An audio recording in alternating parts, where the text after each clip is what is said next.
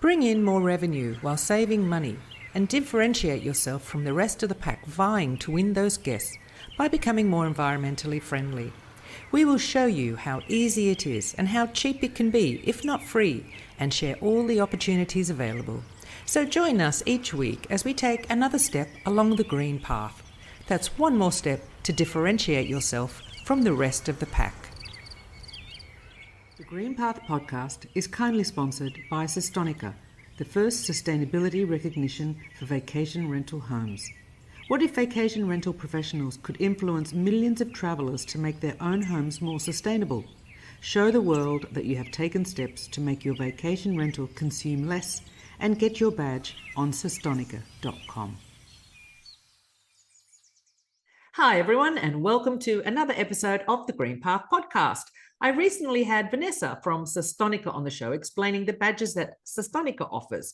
But there is another one for the vacation rental industry, one for a particular niche, that niche being luxury. And what does it take to get a badge for your luxury property? Well, today we'll find out. Today, my guest is Marc, who will explain to us all about Qalia. Hello, Marc. How are you? Hello, how are you, Deborah? Thank you for having me. My pleasure. Thank you very much for coming along. Marc, I always like to start my interviews with, where did you start on your green path journey? How long ago and how did you get started on your green path? It started in a previous life, actually, so to speak. Yeah. For quite a few years, I was running what was at that time the largest management company in Thailand. Mm-hmm. So it's not a huge amount of properties. It's only 75, but they were all very high-end with staff. So it meant that we have a team of about 300 people. Mm-hmm. So we were the largest employer on the island of Koh Samui. Yeah. So which meant that beside a very strong CSR program, we also tried to implement like bathroom amenities that were locally produced, or in deals with local farmers for the food, because each house had a chef, of course. Okay. One question though. Explain. You have to explain what is CSR. Oh, I have to explain. Okay. Now, what does it stand for? Corporate social responsibility. Right. Okay. Thank you. You can continue. So it meant that we were providing very good salaries to our employees. Mm-hmm. They were very highly trained. Very professionals. We had various scheme of benefits, including, well, in Thailand you have what we call a service charge, so it's 10% on top of the rate. So that was distributed solely to the team. We were providing support to the communities as well, to the schools. We were part of the code, which is basically awareness against sexual trafficking of children, which was very strong in our company. So we had it as part of our terms and conditions. So yeah, in a nutshell, that's where I started. Right, but this is a long time ago, right? So did you do all of this? No, but did you do all of this in terms of sustainability, or because it sat right with you? No, it sat right with us. It sat right with the team. It sat right with the shareholders. You know, when you live and work in a foreign country outside of Europe, you're very aware of the impact that you have on the communities, and I think it was important. It was a way to show gratefulness about, you know, having this opportunity to actually work in Thailand and with amazing people, and giving back to them and the families and the schools, and because most of them had children, so we were supporting the schools or medical schemes, because it's very the medical support, the medical coverage in Thailand is very, very small. So yes, it was more that it was in tune with what we wanted to do, the impact we wanted to have. Yeah, doing the right thing. Great. And so then you have started Qalia. Can you explain to us what Qalia is and what it represents? Qalia is a sustainable and ethical tourism standard for luxury vacation rentals. So it's very much catered for the high end. meaning standalone properties with a specific design feature, stunning locations, refined interiors, and excellent in services. So exactly the type of properties that I was running in that previous life. Okay. So it came up as a spark, so to speak, because between that moment when I was managing the properties, I had another part of my life where I was very much in the transactional aspect of the vacation rental, no more in the experiential. And I think it came back to last year when I thought, it would be nice to actually go back to the experiential because I was kind of missing it. And then scratching our heads and trying to see how we could come up with some ideas. We stumbled across a few of the sustainability articles for the luxury segment. The big houses in lifestyle, in fashion, cosmetics, jewelry, and everything. And in reality, that unknown to many of people, there's a very strong bonding between sustainability and some of these luxury houses. Necessarily all of them, of course, but a lot of them are actually very in touch with the sustainability because, luxury is based on know-how, innovation, excellence, and traditions. And you can transpose that or transfer that to sustainability. It's about innovating, it's about knowledge and doing things the right way. It's about being excellent with the people of the planet and other things. And so there is similarities in this, and there's a lot of companies that were doing this, that were having sustainability programs, but as you do in that niche market, you don't really talk about it. It's very subtle, it's very discreet. And so moving away from the 80s and 90s, where it was a lot more bling bling and flamboyant and ostentatious, there's been an increased awareness from the luxury segment do something and maybe becoming a bit more vocal about it. Okay. Yeah. And this is why a lot of these companies have actually implemented more visible CSRs and ESGs for environmental guidance. And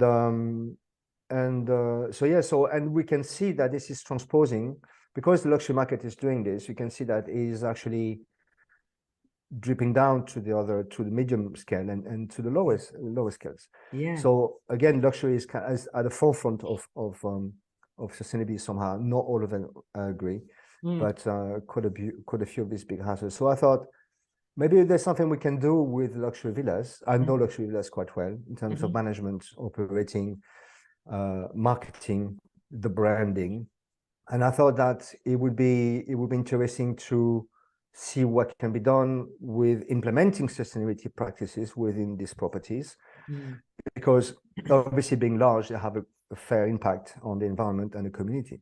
Yes, so this is how it came up. And then with a lot of research, with some excellent advisors, we set up a framework which has 80 criteria. And the thing is that this framework, they're not actually badges, are they? What are the three levels, and how would you describe them?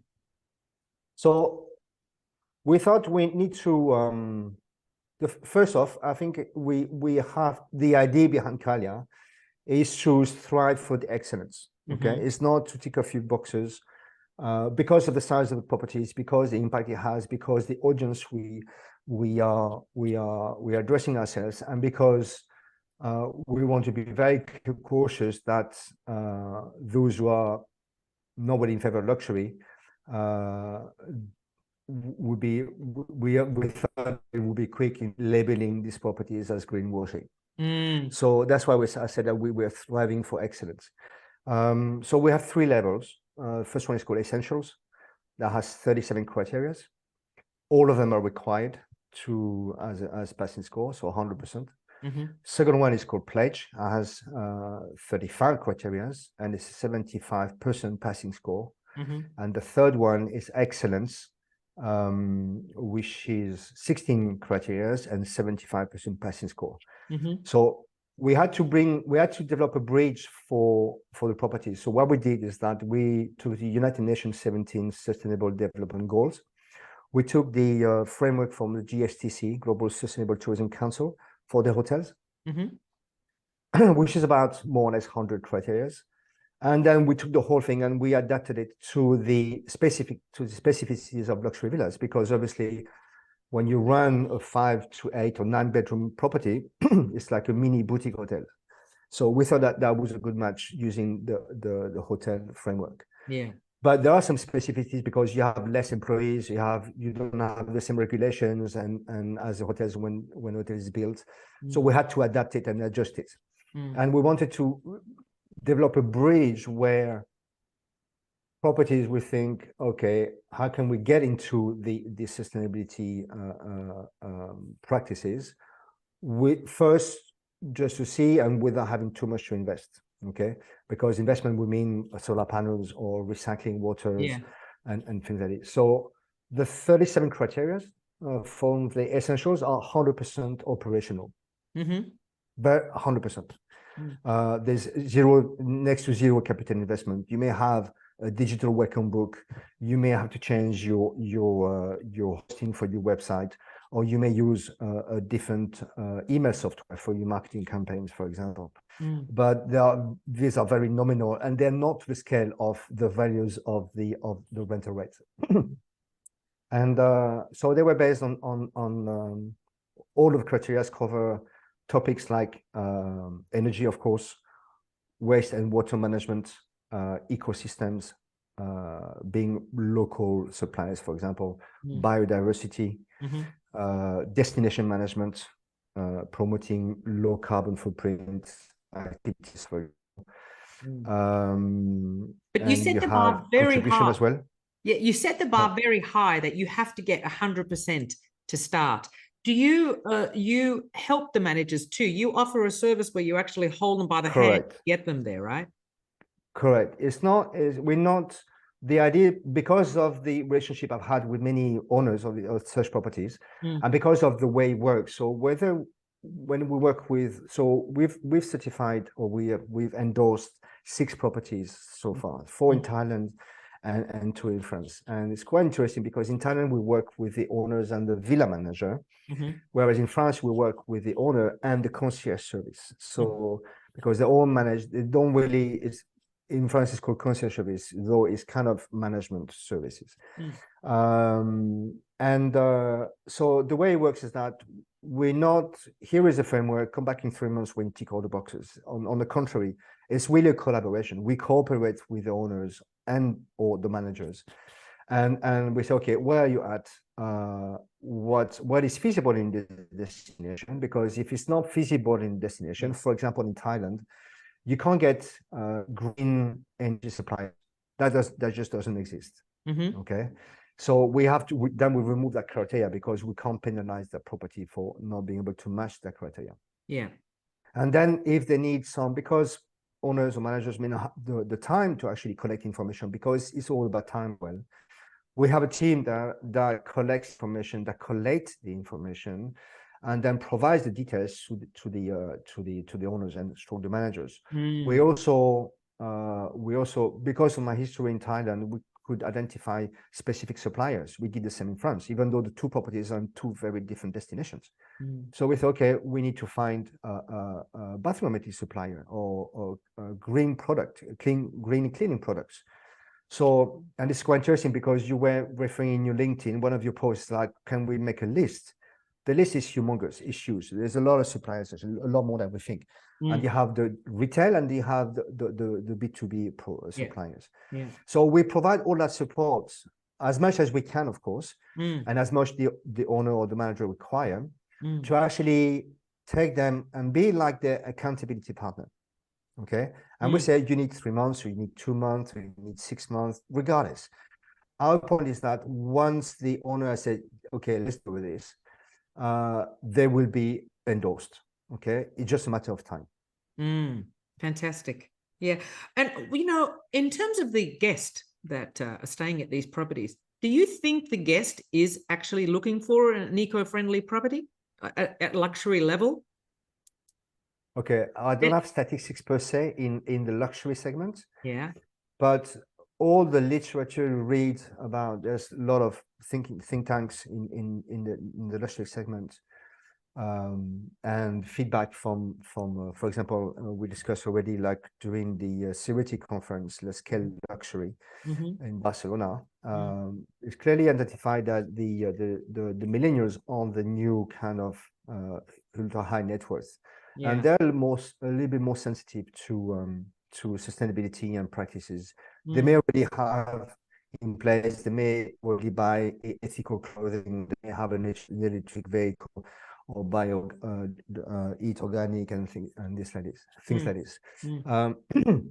I would add another thing, which for me is a lot more important, is that there's a lot of the ultra high net worth that are already within the contribution circle. These are people who tend to contribute to charities. Okay, and perfect example, I've got a lot of the villa owners I know in Asia provide 1 week they give, like what Lux Give is doing, so in a different way. So they give away 1 week or 5 days in the house to a charity auction. Okay, and they cover all the costs during the guest stay. Okay, so they're already in that mindset, and the ultra high net worth travelers are fully aware that their money has power, and they are increasingly understanding that that power can have a positive and negative impact, and whether they do it because of their own conscience or because their children are saying, "Come on, Dad, come on, Mom. I mean, we can make a difference. Can we do something?" You know what I mean? And so they tend to make the better choice. Okay, and this is also led through. We run PR campaigns. So once a property is endorsed by Qalia, we have connections with luxury lifestyle and travel magazines that have sustainability chapter in their website, and you will see their clothing, cosmetic, hotels, but very few, if any, vacation rentals. So we say we're putting these magazines in touch with the owners or the manager and say, hey, what about featuring one another? Because there is a nice storytelling to create here. But we do otherwise, we create another bridge with luxury villa specialist agencies. I'm talking about Oliver's Travels, Edge Retreats, Lacure Villas, Boutique Homes, Passepartout, basically have a sustainability section, because either they think that this is a moving trend, and or they start to get requests. And when I've had a lot of interviews with these agencies, and the interesting fact is that there's not a lot of properties at the high end that are with the sustainable practices, but there's an increasing amount. And then so we have guests asking for, okay, can you offer me some better options? I mean, like sustainable options, not better, but sustainable options.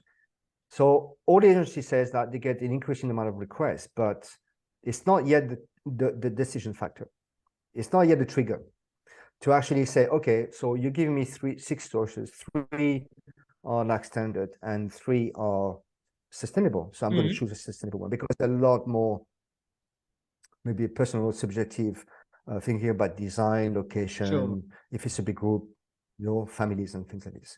But it will come to a point when the inventory end is the same with the other segment of the vacation rental. When the inventory is substantial enough, then it will become the norm. Yes. Okay, so Look, I keep talking about, if you have to start working on it now, because you're going to have the competitive edge. It will become the norm one day. And so you need to start getting on the bandwagon of making your property more environmentally friendly, because there are people looking now, and eventually it will be the main filter on the OTA sites or what these guests are looking for. And it was really interesting to hear about the millennials being the new high-end spender, the high net worth. So the millennials, we hear that the millennials are the eco travelers, and then to hear that that is now applied over into the luxury market is like, oh, okay, yes. Yeah. And you know, the way we position Qalia, because obviously we're dealing with luxury rentals, so there's nowhere we can compromise with the guest experience. Yeah. So this is what I mentioned earlier. So I had an experiential life, a professional life, transactional, then I coming back into experiential, and we're moving into transformative. And I give you one example. So you know the classic towel reuse program that you have in hotels. Yeah. So essentially, so people participate, yes or no, is up to their choice. But the reality is that you can put a value to the savings. So usually the savings are kept within the property. Yeah. So within Qalia, in the pledge level, we have two different tweaks to this. The first one is that so we with the owner of the manager to identify what is the cost of saving, of one towel not being used. Say it's $5. Yeah. Okay. At the end of the stay, if the guest, so it's a bit of logistics, of course, but it works fantastic. Yeah. So at the end of the stay, the guests have said 7 towels, that's $35. So the property says, I'm going to take that $35 and I'm going to give it to a charity. Oh, wow. Okay. And you have help contributing, and it's all, there's an immense opportunity in storytelling and narrative here. Yeah. So, and then so that's the next step through this Tower Reduce program. The upper level is to say to the guest, well, we're giving this $35, would you like to match that? Oh, yes. So all of a sudden, and then if you have, depending on destinations, of course, but you may have different organizations that you can give to. It could be animal sanctuaries, education, water sanitation, so many things, Yes. food independency and everything. Yeah. So, and then you can give the choice to the guests to actually say, actually, I would like to, if you're okay, to actually contribute to this organization. Yeah. Oh, that's so lovely. What does that mean is that I think we brushed the topic already, but there is a scientifically proven neurological connection between generosity and happiness. Mm-hmm. In a sense that the more generous you are, the happier you are.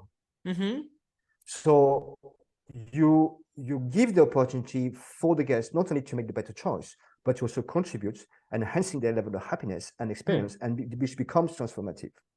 Which means that when they come back home, they have dinner with friends, and say, oh, what did you do last summer? And blah, blah, blah, all of these things.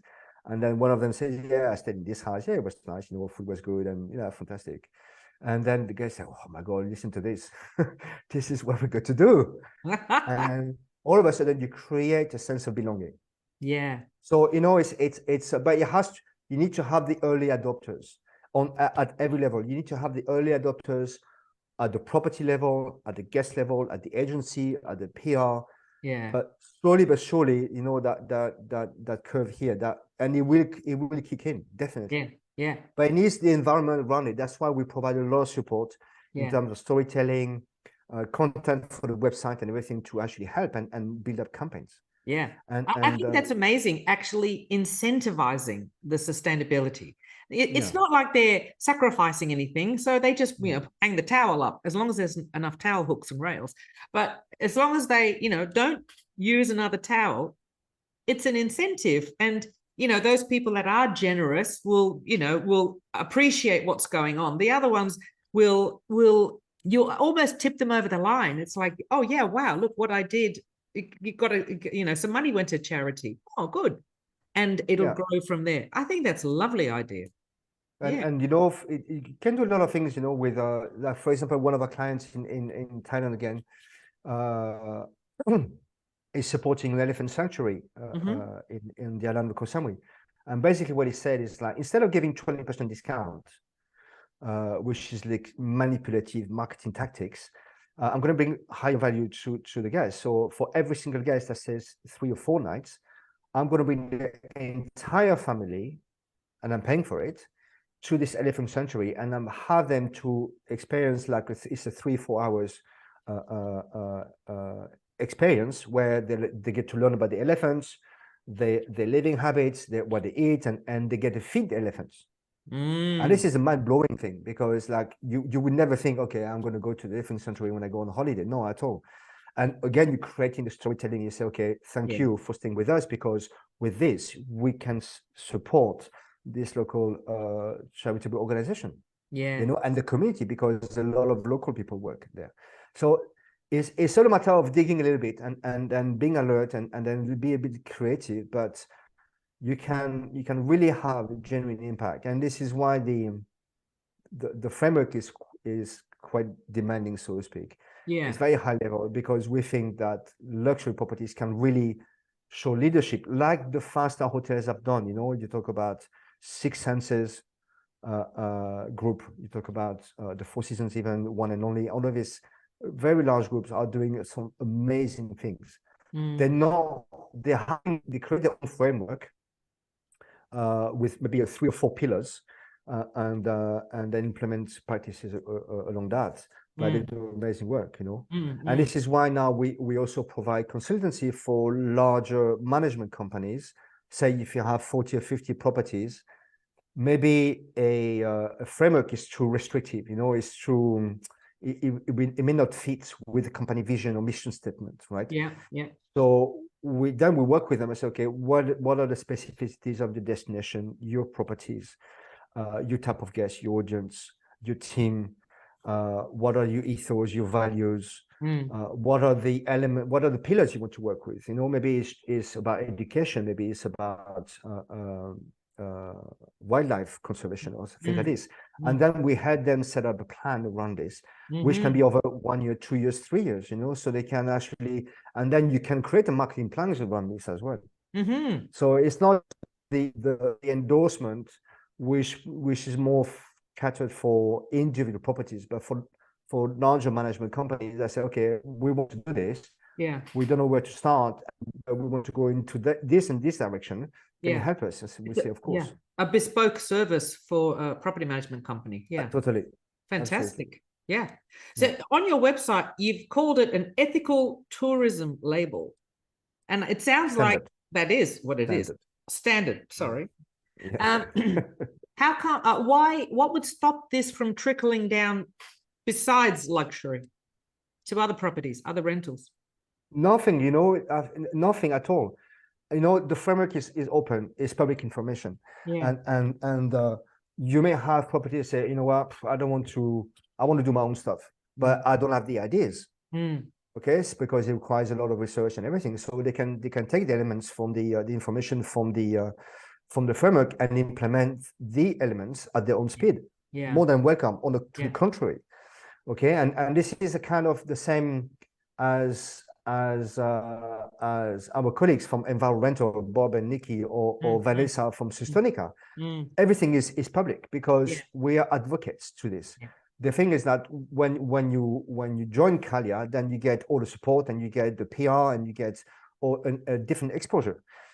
Because we set up partnerships that the individual owners who just implement practices by themselves without being endorsed by Sustonica or Qalia, they don't have the same reach. So it's or maybe they want to try for 6 months how it works. And say, oh my God, this is quite good actually. We get a really nice feedback.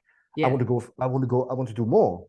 And I want to engage the company and the properties with the certification, whether either or, it's fine. Yeah.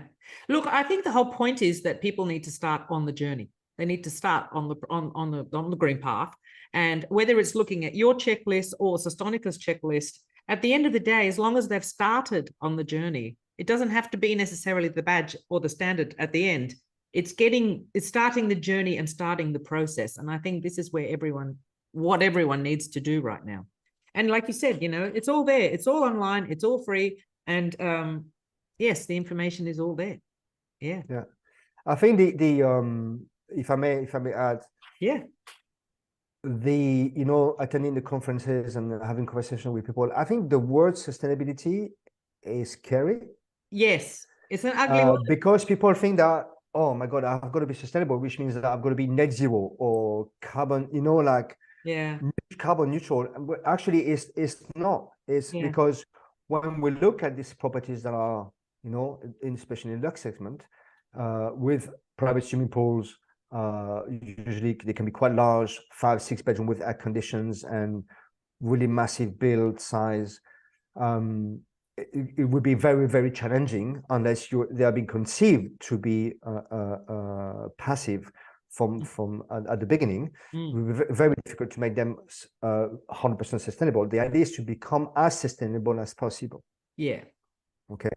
And at the end of the day, I also firmly believe that it's all about individual consciousness. If you're inclined to this, and it really comes out from the conversation I've had with the owners when I approached the principles of Qalia, and I've got some owners like, you know what, it's not a priority. Yeah, whatever is okay. You know, I'm not gonna try and convince you. But when I have owners say yes, yeah, that resonates. Yes. Okay, how do we do this? Okay, what does it take? How long does it take? And it's not, we don't actually talk about the what and the how, but we talk about the why.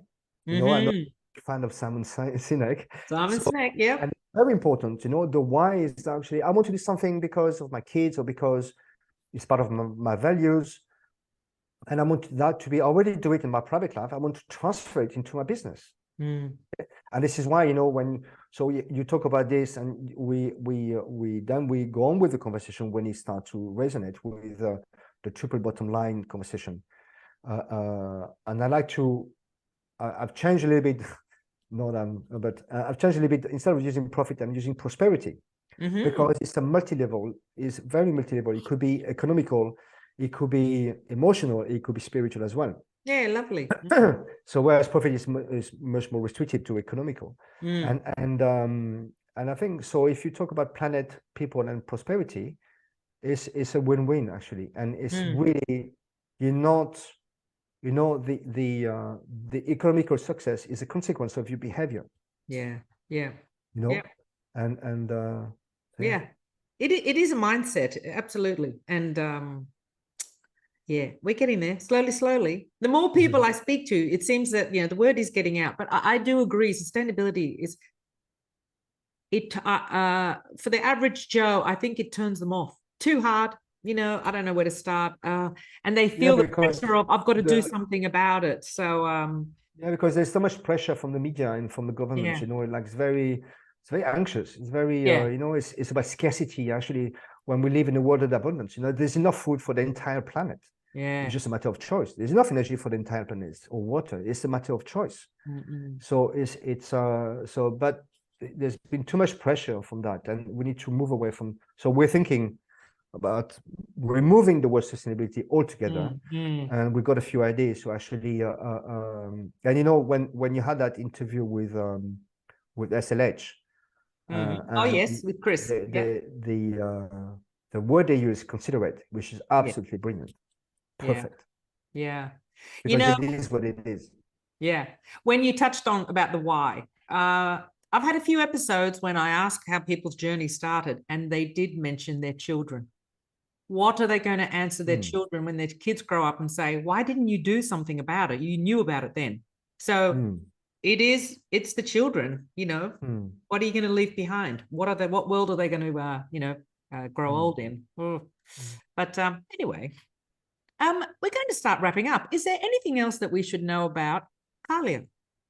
Besides that it starts with a Q and there's no U. Yeah. So a lot of people have asked me, what does it mean? It's like, Qalia is misspelled word for qualia with a U, Qualia, which means quality in Latin.